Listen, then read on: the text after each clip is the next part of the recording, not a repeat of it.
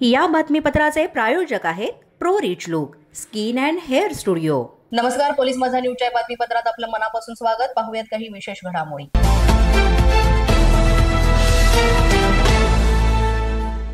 साताऱ्याच्या निसर्गरम्य पर्वतरांगांमध्ये वसलेलं पेढ्याचा भैरोबा मंदिर हे उंच डोंगरावर वसलेलं स्थान आहे। हे स्थान म्हणजे श्रद्धा, साहस आणि निसर्ग यांचं अप्रतिम मिलन आहे। मोठ्या संख्येनं इथं ट्रेकर्स असो किंवा भाविक पायपीट करत दर्शनासाठी येतात, कुणी श्रद्धेनं, कुणी निसर्गाच्या प्रेमानं। मात्र या सुंदर ठिकाणाचं रूप हळूहळू बदलत चाललेलं पाहायला मिळतंय। ट्रेकिंगच्या नावाखाली काही जण इथे अक्षरशः पार्ट्या करताना दिसतात। तसंच पार्ट्या करून झाल्यानंतर प्लास्टिकच्या बाटल्या, चिप्सचे पॅकेट्स आणि इतर कचरा हा पर्वतावरच टाकून तिथून निघून जातात। निसर्गाच्या कुशीत जे ठिकाण पवित्र आणि शांत असावं ते आता कचऱ्यानं भरू लागलेलं आहे। त्यामुळे इथल्या स्थानिकांनी तीव्र नाराजी व्यक्त केली। भैरोबाच्या या मंदिरापर्यंत जाणारा मार्ग हिरवाईने नटलेला आहे, मात्र वाटेमध्ये सर्वत्र दिसणारा हा प्लास्टिकचा कचरा मन अगदी विषण्ण करतो। ही केवळ निसर्गाची हानी नाही, तर आपल्या संस्कृतीवरचा हल्ला आहे।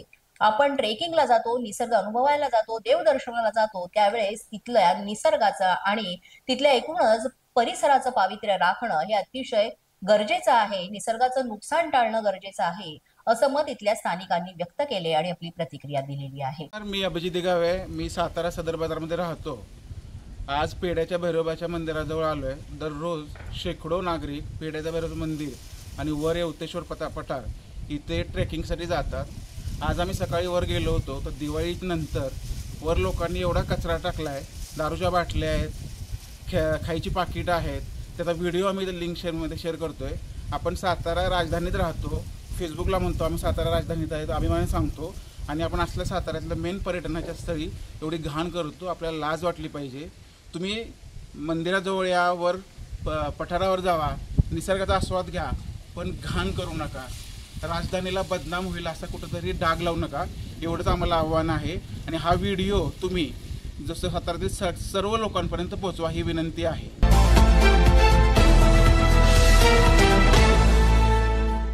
घायवळ टोळीच्या 2 गुंडांना अटक करण्यात आलेली आहे। निलेश घायवळ सोबत खंडणी मागण्याच्या गुन्ह्यामधील आरोपी आता अटकेमध्ये आलेले आहेत। एकाला भिगवणीतून तर दुसऱ्या आरोपीला सांगलीमधून अटक करण्यात आल्याची माहिती समोर येते।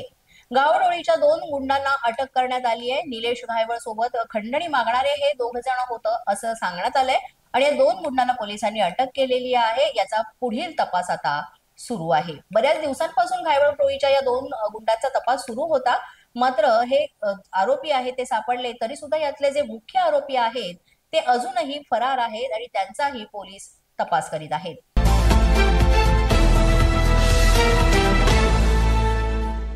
पोलीस माझा न्यूजच्या बातमीपत्रात वेळ झाला एका छोट्याशा विश्रांतीची। पाहत रहा पोलीस माझा न्यूज। या बातमीपत्राचे प्रायोजक आहेत pro rich look skin and hair studio. विश्रांतीनंतर पुन्हा एकदा पोलीस माझा न्यूजच्या बातमीपत्रात आपलं मनापासून स्वागत।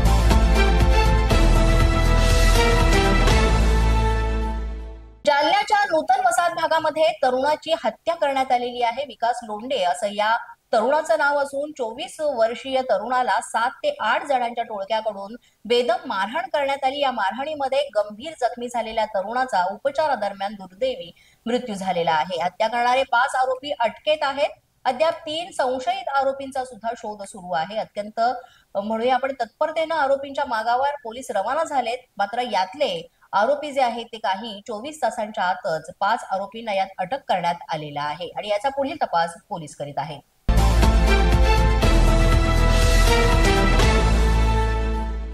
फलटण इथे आत्महत्या केलेल्या महिला डॉक्टरला वर्धा इथल्या नागरिकांनी श्रद्धांजली वाहिलेली आहे। यावेळेस हातामध्ये मेणबत्ती घेऊन महिला डॉक्टरला श्रद्धांजली वाहण्यात आली।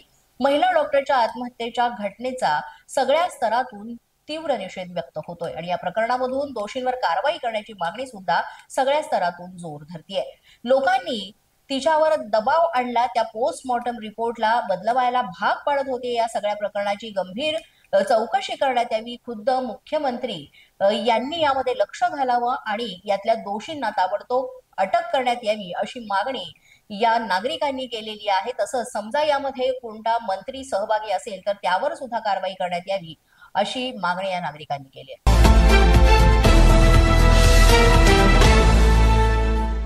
अवैध खनिजाकरिता दंड आकारण्याचा तहसीलदारांना कुठलाही अधिकार नाही असा निर्वाळा देण्यात येतोय। अवैध गौण खनिज परिवहनासाठी वापरलेली वाहनं जप्तीमधून मुक्त करण्याकरिता दंड आकारण्याचा तहसीलदारांना अधिकारच नाही।